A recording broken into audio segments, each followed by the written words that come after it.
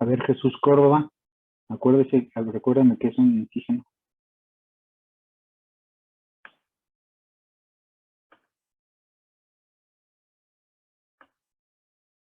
Otro que no está presente. Ok, entonces Ulises, Jesús Córdoba. Sí estoy, Doc. Buenas tardes. Ah, Es que me voy conectando. ok, Jesús Córdoba. Dígame entonces, ¿qué recuerda por la definición de antígenos? Antígeno. Pues es, digamos, una proteína específica que contiene en su membrana pues celular pues la célula que se, sí, la célula para que se pueda pegar con el virus, ¿no? Ok, más o menos su compañero menciona que una proteína, y eso es algo que es muy común, porque las proteínas, la mayoría de antígenos son proteínas. A ver, Moguel de la Rosa. Un antígeno sería como una sustancia que desencadena la formación de anticuerpos y esto causa una respuesta inmunitaria, ¿no? Más o menos, vean cómo las definiciones como que están, digamos, sí están bien, pero están como incompletas. Entonces, el antígeno sí es una estructura también, pensemos en el patógeno, ¿no? Pensemos en la bacteria, que se reconoce el lipopolisacárido, peptidoglicano, pero no son las únicas estructuras en la bacteria. Tenemos la cápsula, la membrana y tenemos proteínas de la bacteria, ¿no? Las bacterias tienen proteínas muy características, por ejemplo, porinas, por ejemplo, las beta-lactamasas, son proteínas que son son exclusivas de la bacteria y que no están en nuestras células. Entonces, ahora con la inmunidad adaptativa se va a reconocer una estructura más específica, ¿no? Su compañero dijo que del virus, ¿ok? Pues sí, también los virus tienen esas estructuras, ¿no? Por ejemplo, sus células no tienen proteína de espícula, ¿no? Es una estrategia para la inmunidad adaptativa, sería reconocer la proteína de espícula para identificar dónde está el virus, ¿no? Y uno de los mecanismos efectores que mencionó su compañera Brenda es el anticuerpo, ¿no? Los anticuerpos son una molécula de la respuesta adaptativa, pero no es la única. Entonces vamos a ver, ya apenas vamos a empezar lo de la inmunidad adaptativa, no se preocupen si todavía no lo saben, porque vamos a empezarlo a conectar. Apenas hemos visto inmunidad innata, pues nada más estamos haciendo la diferencia con las moléculas que reconoce la adaptativa. Entonces, los antígenos son estructuras que están presentes en los patógenos, pero también vimos en las definiciones que pueden haber autoantígenos, ¿no? Los autoantígenos, y la mayoría de esos autoantígenos, en realidad en individuos sanos, pues deben ser tolerados, porque si generamos anticuerpos contra autoantígenos, ¿qué va a pasar? Autoinmunidad, que vamos a ver en la parte de enfermedades del sistema inmunológico. Normalmente el individuo debe tolerar sus autoantígenos. Entonces, vean que ya estamos definiendo antígenos, entonces definimos tu antigenicidad. Creo que sí vimos esas diferencias, ¿no? ¿Qué era más antigénico? Vamos a definirlo desde la parte bioquímica. Las moléculas más antigénicas son las glicoproteínas, las proteínas que tienen carbohidratos asociados a ellas. Por ejemplo, la proteína de espícula de coronavirus es una glicoproteína.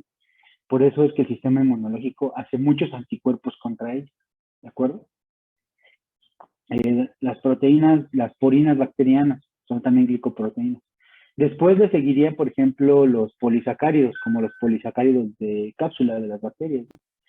Y las menos inmunogénicas serían, por ejemplo, los ácidos nucleicos, ¿no? Sí pueden llegar a inducir una respuesta adaptativa, pero es menos, estas moléculas naturalmente son menos inmunogénicas, ¿sale?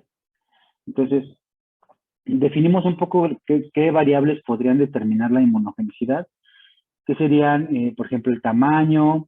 Si es una estructura muy grande, va a ser más inmunogénica, ¿no? Si es una estructura más químicamente modificada o compleja, pues también va a ser muy inmunogénica. Si es una proteína lineal así muy sencillita, el sistema inmunológico muchas veces va a ignorarla, ¿no? No va a gastar energía para inducir una respuesta contra ella. Y esto lo pueden visualizar de una forma más eficiente si hablamos, por ejemplo, de las vacunas. Ajá.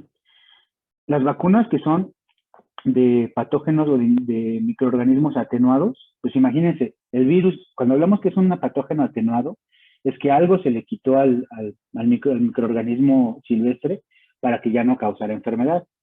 Pero en realidad no se mató, no se inactivó, ¿no? Pensemos en una vacuna de un virus atenuado. Más fácil, de una bacteria atenuada.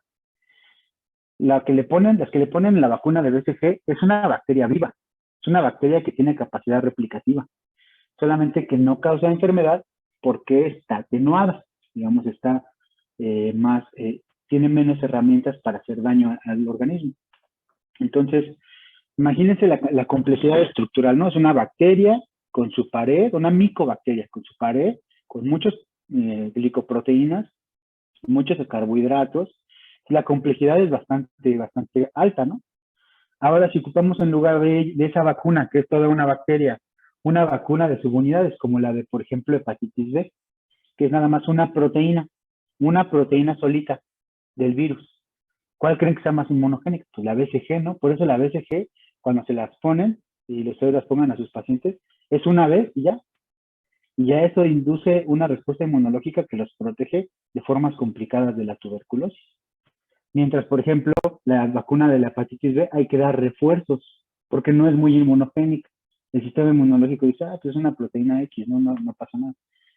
Entonces, a eso voy. Entonces, los antígenos son estructuras que están en los patógenos, pero también pueden ser autoantígenos. Vamos a enfocarnos ahorita para que entendamos las definiciones, prácticamente a los antígenos de patógenos, pero esto lo vamos a ir expandiendo a los autoantígenos, ¿no? Entonces, su compañera Brenda habló de los anticuerpos. Los anticuerpos los producen los linfocitos B cuando se activan. Ajá. Cuando se activan los linfocitos B, se convierten en una célula que se llama plasmática y produce anticuerpos.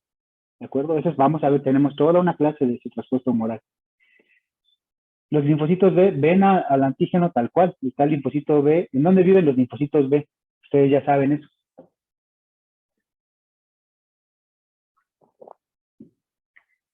En el ganglio, ¿no?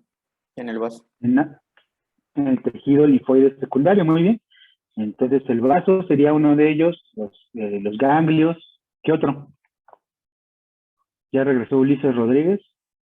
Tampoco. Sí. Ya regresó. En la médula ósea. No, ¿Los bueno, sí, linfocitos B?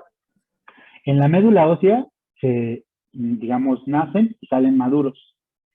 Pero ya cuando están maduros, listos para ver su antígeno, se van a esperar al tejido linfoide secundario.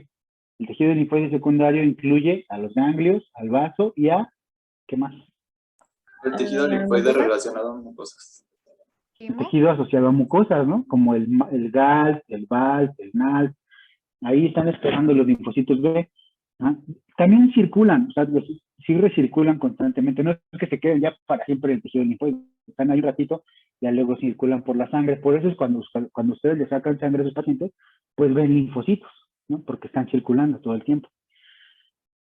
Eso es un brazo de la respuesta inmunológica adaptativa. El linfocito B tiene la capacidad de ver al antígeno directamente, activarse y producir anticuerpos, ¿no? Vamos a ver esa respuesta más adelante. Pero hay otros linfocitos de la respuesta adaptativa que son los linfocitos T, ¿de acuerdo? Los linfocitos T es un poco más difícil que se activen porque no pueden ver el antígeno directamente. No pueden, si ven a la bacteria que reconocen, si pasa a un lado de ellos ni la van a pelar, porque no pueden ver directamente al antígeno. A alguien se lo tienen que presentar. Entonces, ahí es donde radica el procesamiento y presentación antigénica. La presentación antigénica es el mecanismo del sistema inmunológico en el que una célula presentadora de antígeno, así se llaman, células presentadoras de antígeno, como por ejemplo las dendríticas, procesan el antígeno y lo presentan en el complejo principal de histocompatibilidad o MHC. ¿Y a quién se lo van a presentar? A los linfocitos T maduros, vírgenes. Así se llaman los linfocitos que no han visto su antígeno nunca. ¿Cuál fue la historia de ese linfocito? Salió como precursor de la médula ósea, se fue al timo, ahí aprendió, vamos a ver todos estos mecanismos. Ahí maduró en el timo, ya cuando estuvo maduro salió a habitar un tejido linfoide secundario. ¿Sí queda claro?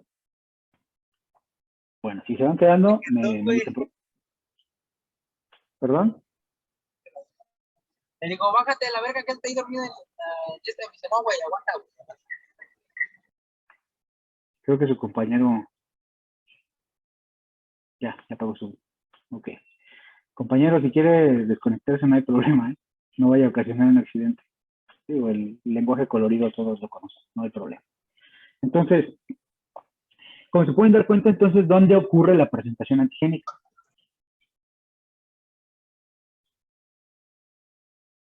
¿Dónde? En el cuerpo. En el timo. Suyo. ¿En el timo? En el En los timo hay tejidos linfocitos. secundarios, ¿no? El tejido linfoide secundario. Forzosamente, porque ahí es donde viven los linfocitos T maduros, vírgenes, los que maduraron del timo y nunca han visto su antígeno. ¿De acuerdo? Vamos a ver que también ocurre en otro mecanismo, pero lo vamos a ver ya que veamos, ya que avancemos más en los mecanismos. ¿De acuerdo? Entonces, decimos que es el procesamiento de antígeno, la generación de péptidos a partir de una proteína nativa, es decir, el linfocito T, si esta es la proteína de la bacteria, no va a reconocer toda esta proteína. La tiene que cortar, hacer cachitos, y solamente un cachito chiquito va a ser presentado en el MHC, un epítopo va a ser presentado en el MHC para que el linfocito T lo reconozca. ¿De acuerdo? Ok, y la presentación, pues obviamente ya este antígeno procesado se despliega en una molécula de complejo principal de histocompatibilidad o MHC. ¿Sale? Entonces, ¿quién presenta? Las células presentadoras de antígeno, ¿no? Entonces, las células presentadoras de antígeno, no cualquier célula tiene la capacidad de presentar antígeno. De hecho, solamente hay 3 células en el cuerpo que pueden presentar antígeno. Esto ya ha ido evolucionando un poco más, pero vamos a verlo desde la perspectiva didáctica. Las principales y las células presentadoras de antígeno profesionales son las células dendríticas, ¿no? Esas células dendríticas que viven en las mucosas y epitelios, y si se encuentran un antígeno, lo van a fagocitar, lo van a procesar, van a migrar por la linfa al tejido linfoide secundario y van a buscar al linfocito T que reconozca esos antígenos. Pero los macrófagos, los monocitos y los macrófagos también pueden presentar antígeno, y los linfocitos B también pueden presentar antígeno. Vamos a ver estos mecanismos de presentación, los vamos a ver cuando veamos activación linfocitaria, ¿sale? Nada más les digo, para que no les caiga de raro cuando veamos que también pueden presentar antígeno estas dos células. Por ahora, digamos, enfoquémonos en las células dendríticas. ¿De acuerdo? Entonces, todas las células presentadoras de antígeno son aquellas que tienen la capacidad de activar linfocitos T maduros, ¿de acuerdo? Por presentación antigénica. Muy bien. Vamos a ver los mecanismos. Las células presentadoras de antígeno se abrevian como APC por sus siglas en inglés, Antigen Presenting Cells. Creo que en algunas versiones castellanizadas del LAVAS está como CPA, pero pues en el curso quedamos que no íbamos a usar acrónimos en español. Entonces, la presentación antigénica, por supuesto, ocurre en el tejido linfoide secundario. ¿Dónde está ese tejido linfoide secundario? Por supuesto que en los ganglios, en el vaso y en el tejido linfoide secundario asociado a mucosas. Ese que vimos, todas las micrografías que les puse, ahí viven los linfocitos que se van a activar, ¿no? ¿Cómo ocurre? Bueno, aquí tenemos la mucosa que está siendo vigilada por esta dendrítica. En esta mucosa entra un patógeno, la dendrítica lo fagocita y en este proceso empieza a procesarlo, se va por la circulación linfática al tejido linfoide secundario regional, es decir, el más cercano. Si es un virus intestinal, a lo mejor se van a los ganglios mesentéricos o a las placas de Peyer, ¿no? Si es en el pulmón, pues va a ser en el tejido linfoide asociado a bronquios. Siempre hay, recuerden, distancia corta la que recorren. Si es un antígeno de sangre, pues por supuesto estará en el vaso, ¿sale? Y aquí en el tejido linfoide secundario, la dendrítica buscará al linfocito T, a la clona del linfocito T que reconozca este antígeno para activarla. Entonces, cuando están las células dendríticas o la presentadora en la mucosa o en el sitio de infección, pues va a fagocitar al patógeno, pero yo les dije que las células presentadoras, y si no les dije, les digo en este momento, que las células presentadoras de antígeno tienen todos los PRR. ¿Por qué? Porque la dendrítica tiene que saber que se está comiendo, ¿no? Se fagocita esta bacteria y va a reconocer, ok, tengo antígenos que acabo de fagocitar, pero esto que me acabo de comer también tiene peptidoglicano, también tiene DNA bacteriano, también tiene lipopolisacárido, entonces sé que es una bacteria. Entonces, con el reconocimiento de los PRR, esta dendrítica empieza a procesar el antígeno y también a preparar el mensaje que va a llevar a la presentación antigénica, porque no es nada más de llegar al tejido linfoide y decir, ¿alguien reconoce este antígeno? No, hay que decir, este antígeno viene de una bacteria que tiene cápsula, que está así, que es rojita, etcétera. Entonces, todo eso lo presenta la dendrítica detectando los PAMs de lo que se comió. Entonces, vamos a ver cómo lo hace. Cuando las dendríticas están en las mucosas o epitelios, en las partes periféricas del organismo,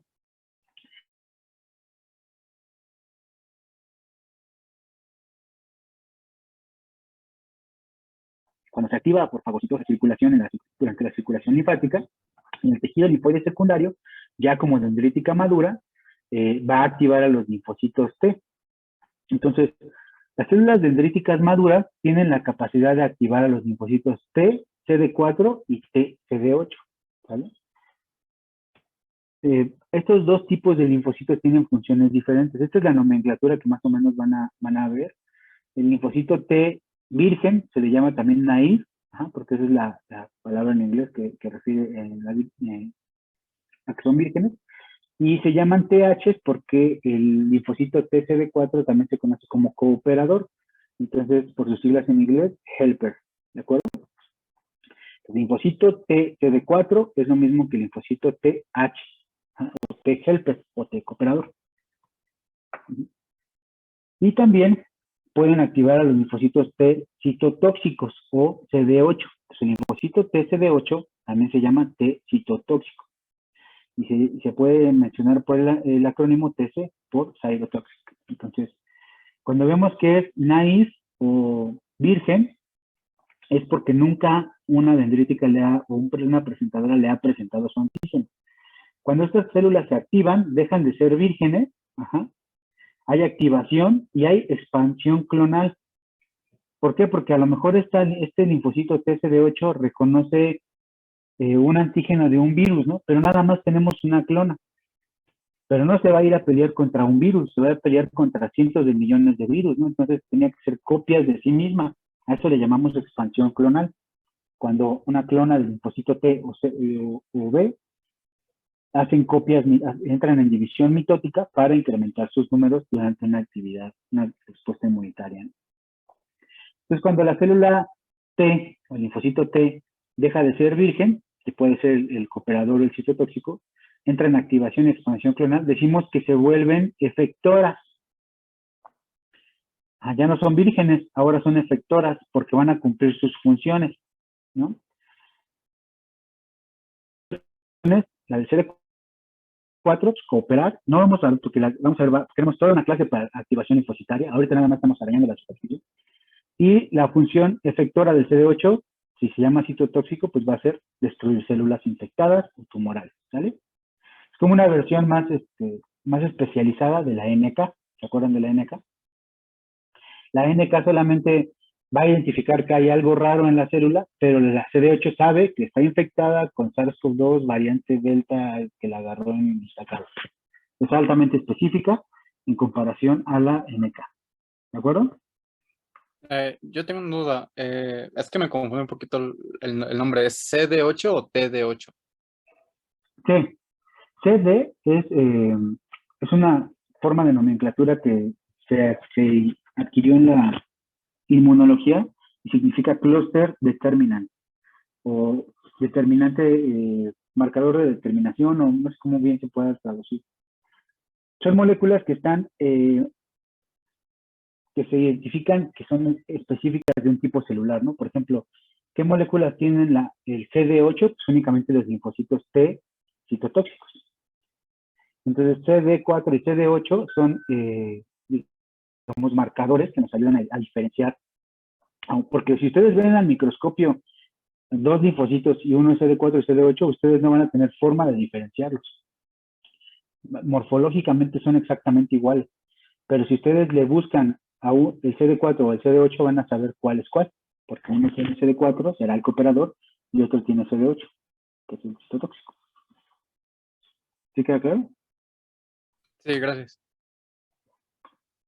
ya también lo vimos, las dendríticas están en todas partes. Entonces, cuando están en las mucosas, por ejemplo, aquí les muestran una caricatura de una dendrítica en la piel, y se comen o fagocitan un virus, en este caso un patógeno cualquiera que sería un virus, migran al tejido linfoide y empiezan a madurar. ¿A qué nos referimos con madurar? Entonces, la dendrítica cuando está en las mucosas, cuando está inmadura, principalmente su función va a ser capturar antígenos, ¿no? Porque esa es la función que está cumpliendo en la mucosa, está capturando antígenos constantemente. Tiene alta capacidad de reconocer compuestos opsonizados. ¿Se acuerdan de la opsonización? ¿Qué era la opsonización? A ver, alguien que se acuerde.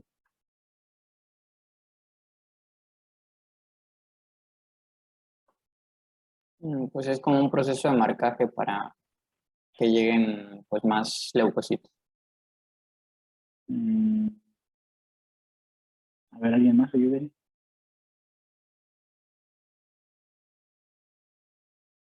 Pues era como, ay, perdón, Jay, si quieres. Tú está bien, tú. Ok, que era como, pues, la acción de recubrir moléculas para que, pues, estas sean posteriormente como reconocidas, ¿no? Ok. ¿Alguien más? Yo iba a decir que implicaba la unión de una opsina a un receptor en la membrana del patógeno. Ok. Es muy bien, la opsonización es la unión de opsoninas en la superficie de una partícula que va a ser fagocitada o una estructura que va a ser fagocitada. Puede ser un patógeno, pueden ser diferentes cosas.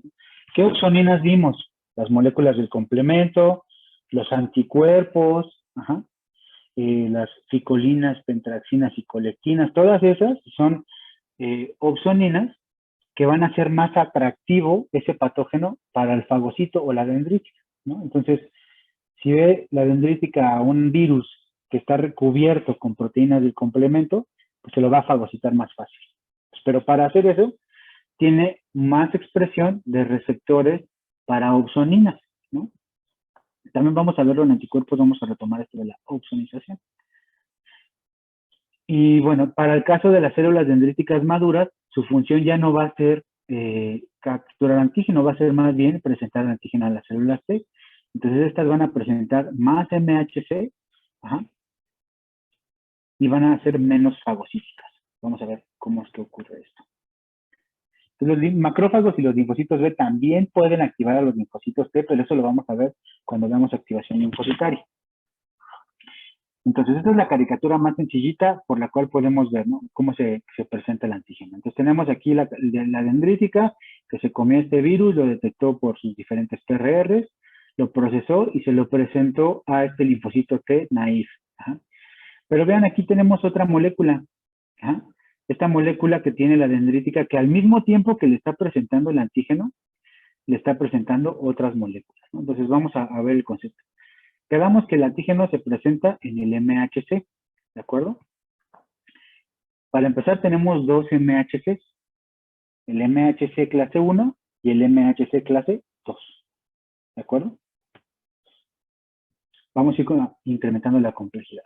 Entonces, el antígeno se presenta en el MHC, pero al mismo tiempo se da una coestimulación. Esta coestimulación va a activar al linfocito T para que, además de que ya reconoció su antígeno, esta activación permita la expansión clonal, ¿de acuerdo? La presentación antigénica de los macrófagos y de los linfocitos B es en otro momento. Vamos a regresar a esta diapositiva al final de la clase. Déjame voy rápidamente a esta, ¿vale? Vamos a ver primero la presentación antigénica del MHC clase 2 al CD4. Entonces ya le estoy adelantando. El MHC clase 2 únicamente le presenta el antígeno a los linfocitos T CD4. Y la función de estos linfocitos T CD4 es cooperar. Vamos a ver cómo cooperan. ¿Cómo ocurre? La dendrítica se fagocita, en este caso se fagocitó a un virus, por ejemplo. El primer paso es la fagocitosis de este antígeno. Y este antígeno, ¿se acuerdan cuál era el siguiente paso de la fagocitosis? La fusión del fagosoma con el lisosoma para la forma del fagolisosoma. Entonces, en el fagolisosoma nosotros tenemos enzimas como proteasas, ¿no? Y yo les dije que los antígenos son principalmente proteínas. Entonces, las proteínas de este antígeno fagocitado van a ser cortadas por estas enzimas presentes en el fagolisosoma. ¿Hasta aquí vamos bien? Ok. Por otro lado, ustedes recordarán que las proteínas de la célula se traducen en el retículo endoplasmático, ¿no? La molécula MHC es una proteína celular. Entonces, esta proteína se traduce aquí en el retículo endoplásmico y en el retículo endoplásmico se permanece en la membrana del retículo endoplásmico. Y únicamente se une a la membrana del retículo endoplásmico y espera a la vía secretora para pasar por el Golgi y en vesículas exocíticas llegar a la membrana citoplasmática. Así es como se recambian las proteínas en la célula, como cualquier receptor. El MHC hace lo mismo, se traducen aquí sus dos cadenas, alfa y beta, ahorita vamos a ver la estructura. Se traducen, se unen a la membrana y por la vía secretora esperan su llegada a la membrana, ¿sale? Pero ¿en qué momento adquieren el antígeno que acaba de ser procesado? Bueno, en la vía secretora, vean cómo justo cuando ya el MHC está listo, está traducido y ensamblado, se le pone un clip o un seguro, así se llama, tal cual, clip. Esta proteína va a impedir que se le pegue otra proteína propia. Entonces, este seguro va a permanecer en el MHC hasta que esta vesícula exocítica que trae al MHC clase 2 con su clip se una al fagolisosoma. ¿Sale? Entonces, esta vesícula que trae al MHC clase 2 se va a fusionar al fagolisosoma y como aquí, ¿qué había? Quedamos aquí que hay. Están los antígenos procesados y están las enzimas del lisosoma, ¿estamos de acuerdo? Entonces, esas enzimas del lisosoma van a romper al clip, dejando disponible el espacio en el MHC clase 2 para que cualquiera de estos antígenos que se generaron de la degradación del material fagocitado se una a él, ¿no? Entonces, básicamente, lo que el MHC hace su espacio disponible y el fragmento del antígeno que tenga mayor afinidad por ese surco del MHC se una a él. Y ya por la vía secretora se expresa este antígeno en la superficie de la célula presentadora de antígeno. Y ya en el tejido linfoide secundario encontrará a la clona del linfocito TCD4 que reconozca este antígeno en particular. Entonces, ¿por qué el MHC clase 2 únicamente reconoce, o cómo es que reconoce o presenta únicamente a CD4? Porque la molécula CD4 interacciona físicamente con el MHC clase 2. Lo primero que hace, llega a la dendrítica con su antígeno ya presentado, y el linfocito T, primero lo que agarra, tiene su CD4 en su superficie, y se trae ese MHC clase 2, sí, ok, entonces tú me puedes presentar. Ya después ve si hay interacción con, si el TCR que tiene el linfocito T reconoce el antígeno que le está presentando el MHC clase 2. ¿Sí queda claro? ¿Más o menos? No, a mí no me quedó claro. ¿Me podría repetir eso de que por qué se une el MHC2? El MHC clase 2 se une físicamente o interacciona físicamente con la molécula CD4. ¿Por qué? Entonces yo les dije, las células dendríticas pueden activar a los linfocitos TCD4, pero únicamente por el MHC clase 2. Para activar los linfocitos CD8 lo hacen a través de la activación con el MHC clase 1. ¿Más o menos? Okay. Gracias. Entonces vean, esta es la vía por la cual se presenta en el MHC clase 2. Ahora, la clase 1 es un poco diferente. Vean que en este caso, el antígeno que se presentó en el MHC clase 2 fue fagocitado, ¿sale? Se lo comió de la parte externa, ¿sale? Para el caso de la presentación por MHC clase 1 a linfocitos TCD8, este antígeno puede ser o fagocitado o puede estar presente en el citoplasma. Vamos a ver la vía fagocítica. Entonces, la célula dendrítica se come un virus y este virus es procesado, y aquí en el fagosoma se generan los antígenos, pero en lugar de esperar y fusionarse con las membranas de la vía secretoria, esos antígenos se translocan o salen al citoplasma. Entonces, vean, en esta otra vía, el antígeno en realidad nunca sale al citoplasma, siempre está en vesículas. ¿Ya vieron? Para este caso, el antígeno sale al citoplasma y en el citoplasma es marcado para su degradación. Entonces, vean la degradación aquí. Todas las células de su cuerpo tienen un bote de basura de proteínas que se llama el proteosoma. Y la función es meter ahí las proteínas que ya no sirven y cortarla en cachitos para reutilizar los aminoácidos. Las células dendríticas, que son las presentadoras profesionales, tienen un proteosoma que hace antígenos, que procesa antígenos. ¿Sale? Entonces ya está aquí el antígeno en el citoplasma, es marcado para que entre al proteosoma, la proteína entra al proteosoma y aquí es cortada en cachitos, en péptidos, que van a ser los potenciales antígenos. ¿Hasta aquí vamos bien? Vean que en la vía pasada, el antígeno es cortado por las enzimas del lisosoma. En el caso del MHC clase 1, la proteína es cortada por el proteosoma. ¿De acuerdo? Ahora sí, estos péptidos están en el citoplasma, pero yo les dije que las cadenas del MHC, también el MHC clase 1, se traduce en el retículo endoplásmico y se ensambla aquí en la membrana del retículo endoplásmico. Pero para que llegue el antígeno a ocupar el surco del MHC clase 1, pues tiene que entrar al retículo, ¿no? Entonces los antígenos se producen en el citoplasma y estas proteínas, o el retículo endoplásmico tiene una proteína, una puerta, digamos, que comunica el citoplasma al lumen del retículo endoplásmico. Y esta puerta es regulada por esas proteínas que se llaman TAP. Por sus siglas en inglés, Transport Antigen Proteins, o proteínas de transporte de antígenos. Y básicamente lo que hacen son como los cadeneros en el lumen del retículo endoplásmico. Ya se generan los péptidos aquí en el citoplasma y únicamente permiten entrar al lumen del retículo endoplásmico a los antígenos que van a tener una estructura que sea viable o que tenga la capacidad de unirse al MHC clase 1. ¿Ya vieron? Una vez translocados estos antígenos, ya se unirán aquí al surco del MHC clase 1, e igual por la vía secretora, esta membrana, este fragmento de membrana con el MHC clase 1, con el antígeno aquí ya en el surco, va a ir al Golgi, de Golgi a vesícula exocítica y de vesícula exocítica a la membrana, igual que acá. Solamente la diferencia entre MHC clase 1 y clase 2 es que el antígeno en el MHC clase 2 se procesa con las enzimas lisosomales y se une al